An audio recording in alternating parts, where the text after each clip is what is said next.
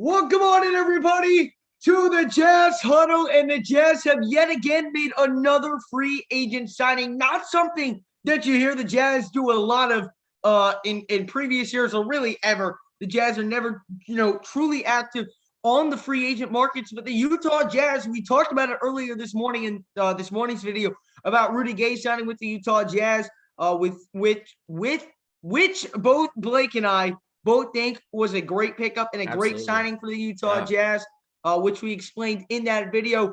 But then the Utah Jazz, during the Salt Lake City Summer League game when Trent Forrest and Azubuike were balling out tonight, we got an alert that Hassan Whiteside from the Sacramento Kings signed a minimum deal with the Utah Jazz.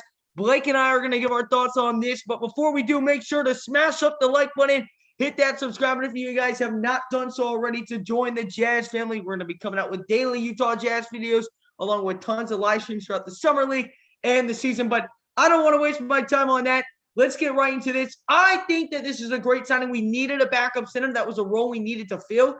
I don't think that Azubuike is ready for that backup center role, and we get an experienced veteran in Hassan Whiteside, who, when healthy, can be a really, really solid center. Yeah, he could be a monster. And, you look at this guy. This is a guy who's kind of had his time with a few teams.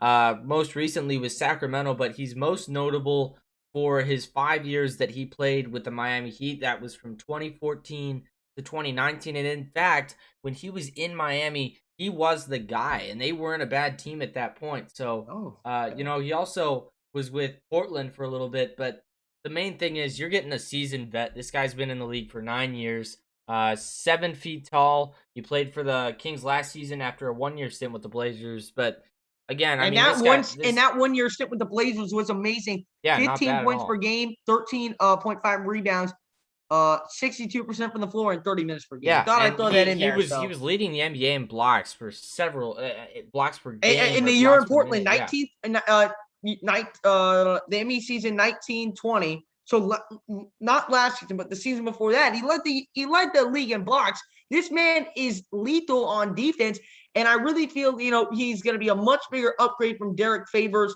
Yeah, definitely. And, it's going to be SWAT Lake City. Yeah, he's been a guy who's aged a little bit better than Favors, is what I see it as. I mean, Favors might not be as old as Hassan Whiteside at 32. I think Favors is 30 or something.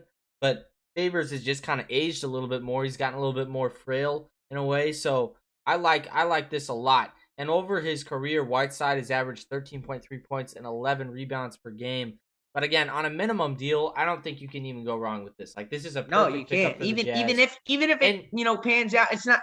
I really don't see a way where he's going to be worse than Derek Favors. I mean, in sense, we did that Derek Favors trade to get Hassan Whiteside, if you kind of look at it in that way. But again, as we talked about, we played 30 minutes per game in Portland in 2019. That was when they made their Western Conference Finals run, maybe? No, that was a year prior. Sorry. But still, 15 points per game, 13.5 rebounds. And last year, only played 38 games, dealt with some injuries, but 8.1 points per game in half the amount of minutes. So, even if he's playing 30 minutes a game, which we know he's not, he's probably going to get, what would you say, 15 minutes probably? 15 to 20? Maybe less. But, again, even if I feel like he's still going to put up some solid numbers, and you can rely on him. He's also, I wouldn't say he's great at guarding the perimeter, but he can. Yeah. He can to an extent, but that's again why you signed Rudy Gay, kind of a stretch 4, stretch 5 who can guard the perimeter really well, and he's proven that in years prior. But for me personally, I really like this signing. I feel like we can't go wrong. I feel like this is a big win for Utah. And Utah, surprisingly, you don't get to say this often, but they made some great moves in free agency. The draft, I felt like, was really good. We picked up 2 additional second rounders and got the guy we wanted at 30. I mean, the NCAA Final Four Player of the Year, 40, a great 2-3 combo guard. I love that pick. And I just feel like, I really feel like Zanuck has done a great job since taking the general manager spot here in Utah, and really helped booster this roster, because there really wasn't a lot that we could do this offseason. But we're doing the best that we can. I feel like the Favors trade was fantastic because he was on a bad contract, 17 million a Yeah, year, freed up that which cleared money, up room to sign guys like which Rudy allowed us Gay, to and the kind of pay work. might, and it was the pay. Sorry, go ahead. It kind of allowed us to work within that luxury tax because we're still going to get a penalty, but if we can make a finals run, then that penalty is kind of eliminated, you know, because you get so much more.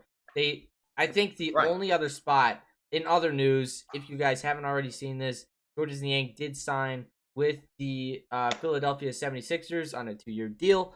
We are both happy about that. Best of luck to you, Mr. Niang, but we did not exactly need you here. Listen, he was a great player in the regular season, but just not in the playoffs, and that's what we needed the most. This is what I'm looking for. I want to get one more guy, maybe on a vet contract, a minimum, that is just a nice seasoned shooting guard. Like I don't care who it is right now, but I just need somebody to fill that gap. And who has playoff experience. That's the main thing I'm looking for, honestly. Rudy Gay has that. Yep, he does. And there's a lot of other guys who do right now that you could still get for pretty cheap. But this kind of, I feel like, is a move that changes the stigma a little bit because there are not a lot of guys who will just go to Utah for this kind of money.